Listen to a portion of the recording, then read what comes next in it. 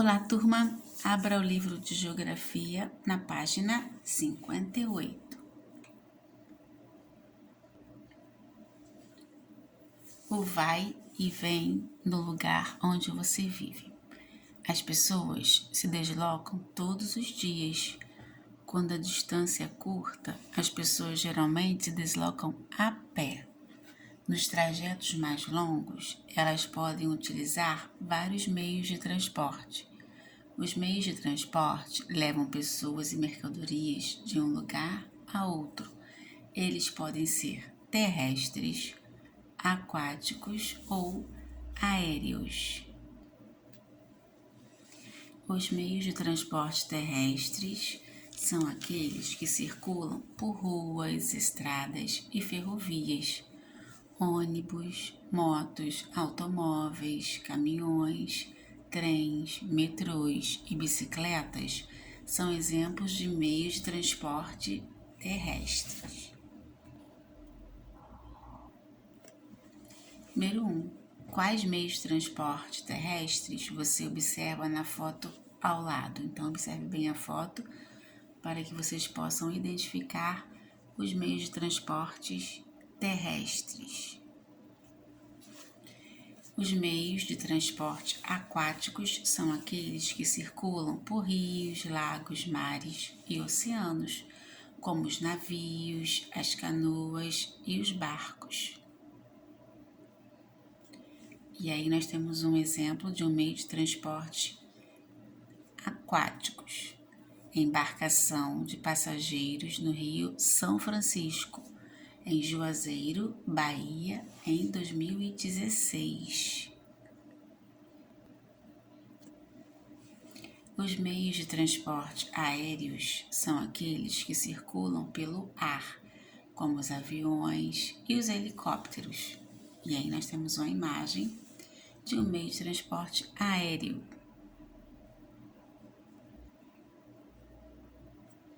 Avião pousando em aeroporto Rio de Janeiro, estado do Rio de Janeiro, em 2014. Número 2. Quais meios de transporte circulam pelo lugar onde você vive? Número 3.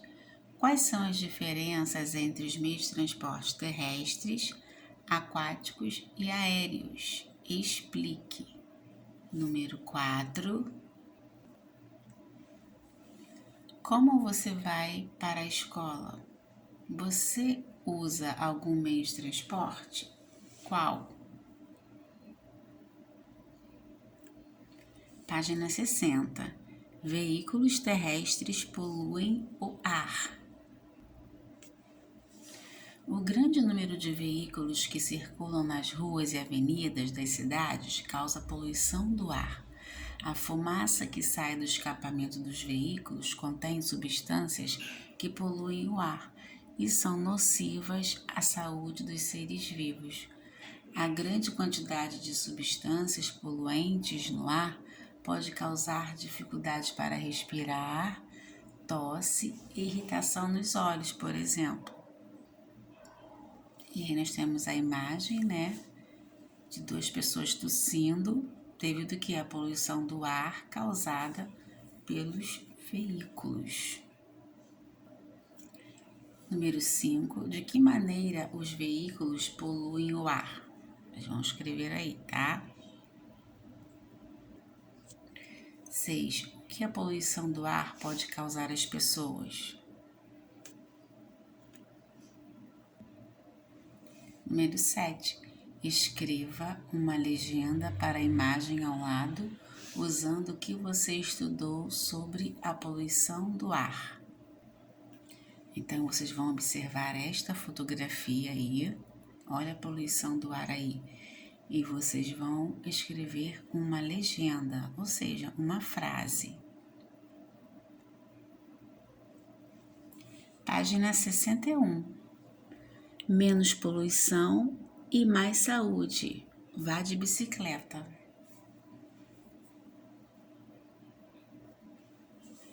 Você sabia que a bicicleta é um meio de transporte que não polui o ar? A bicicleta não emite substâncias poluentes que prejudicam a qualidade do ar que respiramos. O uso da bicicleta também beneficia a saúde, pois é uma atividade que exercita o corpo. Além de ser um meio de transporte, a bicicleta pode ser utilizada para a prática de esportes e de atividades de lazer. Nas cidades, usar a bicicleta contribui para reduzir o número de carros nas ruas, diminuindo os congestionamentos.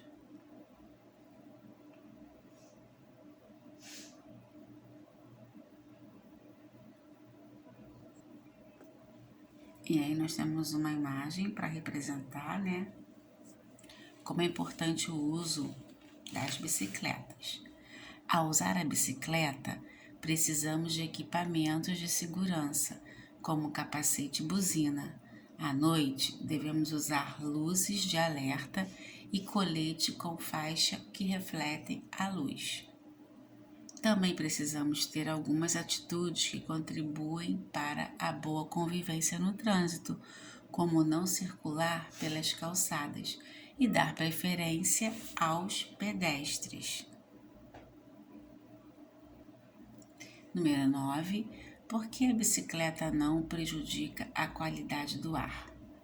E o número 10. Quais são os cuidados que devemos ter ao utilizar a bicicleta? Agora, abra o livro de História na página 58.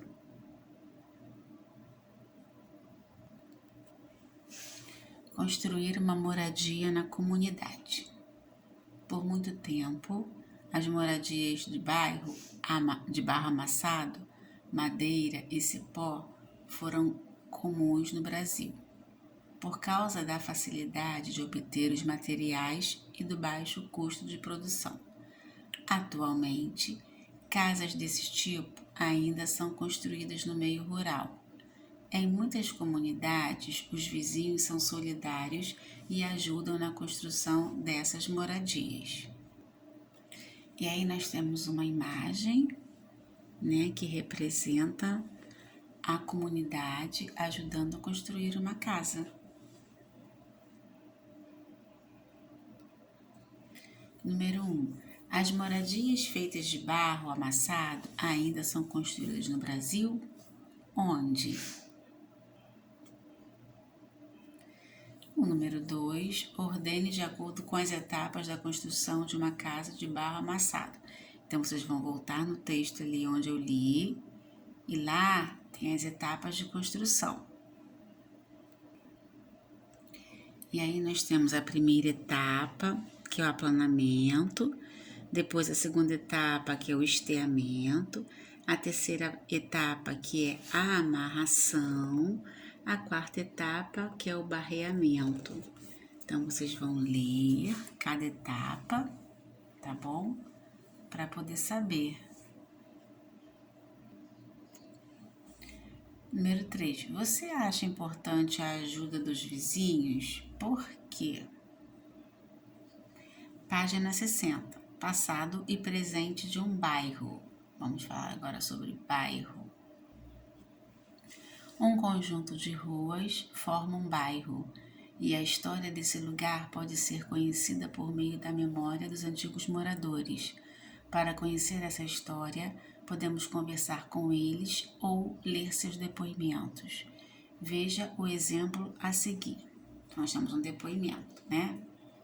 Naqueles tempos, o Cinema Belém exibia espetáculos completos que constavam de 3 filmes de longa-metragem, além de complementos. Começavam às 19 horas e iam até meia-noite, com 2 intervalos para que os espectadores pudessem lanchar e fazer suas necessidades. Como não havia ainda restrição quanto aos menores, as famílias levavam a criançada toda com cestas de sanduíches, doces, pastéis e garrafas d'água. Então, isso aí foi um depoimento de Jacó Penteado, Belenzinho, 1910. E aí nós temos a imagem representando o que ele acabou de relatar, né? O que eu acabei de ler para vocês, de acordo com o depoimento dele. Olha como é que era. As pessoas faziam piqueniques dentro do cinema. Eles levavam lanches e ficavam horas e horas assistindo filmes. As imagens antigas de um lugar são documentos históricos importantes para descobrirmos alguns fatos do passado e para observarmos as características das construções das ruas, dos meios de transporte e também como se portavam as pessoas. Por isso que é importante, né, os documentos históricos, para que nós possamos entender e conhecer o que foi no passado, como as coisas aconteceram no passado. Olha aí essa foto aí de 1928. Isso aí é a cidade de Porto Alegre. Tá vendo como é que era? Olha o bonde. Hoje em dia não existe mais. Por isso que é importante, né, estudarmos história, para vermos como é que era antigamente, as construções, os meios de transportes, as pessoas, as ruas. Número 2. Leia os textos e observe as imagens sobre o bairro do Brás, no município de São Paulo, estado de São Paulo. Então, texto 1.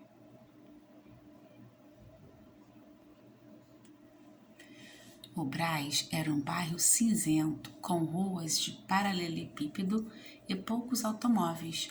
Ao meio-dia, as sirenes anunciavam a hora do almoço nas fábricas.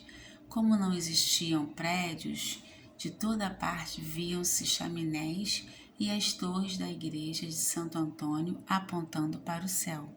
Depois que eu me mudei, voltei algumas vezes ao Brás para visitar amigos, meus avós, meus tios e primos, e continuaram por ali por mais alguns anos, mas já não era a mesma coisa. Então, nós temos aí uma foto de 1958. Esse depoimento é do Dr. Drauzio Varela. Texto 2. O bairro do Brás hoje é conhecido como um dos principais centros do comércio popular da cidade, destino diário de milhares de sacoleiros e sacoleiras de todo o Brasil. O Brás mudou de feição. Hoje, as ruas do bairro são sinônimo de comércio popular. Isso aí é a mesma rua, só que em 2014. Agora é outra pessoa que deu do depoimento, né? André Guedini. Viram a diferença com o passar do tempo da rua, da região do Brás? De acordo com os textos e as imagens, quais são as principais mudanças pelas quais o bairro do Brás passou desde a época narrada no texto 1 até os dias atuais? E a página 62, vista do bairro histórico no município de Salvador, estado da Bahia, 2014. Os bairros passam por muitas modificações ao longo do tempo.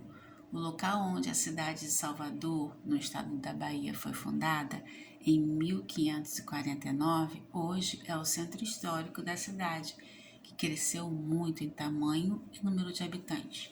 Atualmente, no centro histórico de Salvador, museus, praças, igrejas e casas preservam traços do passado. No centro da cidade, onde hoje estão a Praça Municipal, o Terreiro de Jesus e o Pelourinho, moravam os senhores do engenho, os comerciantes e os oficiais mecânicos. As ruas eram calçadas e as duas praças ali existentes eram de terra vermelha e quase sem árvores. Essas praças serviam como ponto de encontro e de bate-papos entre amigos, e nelas, em fins de semana, se realizavam festas, touradas e jogos. E aí nós temos uma fotografia da Praça Terreiro de Jesus, na Bahia, que foi tirada em 2012.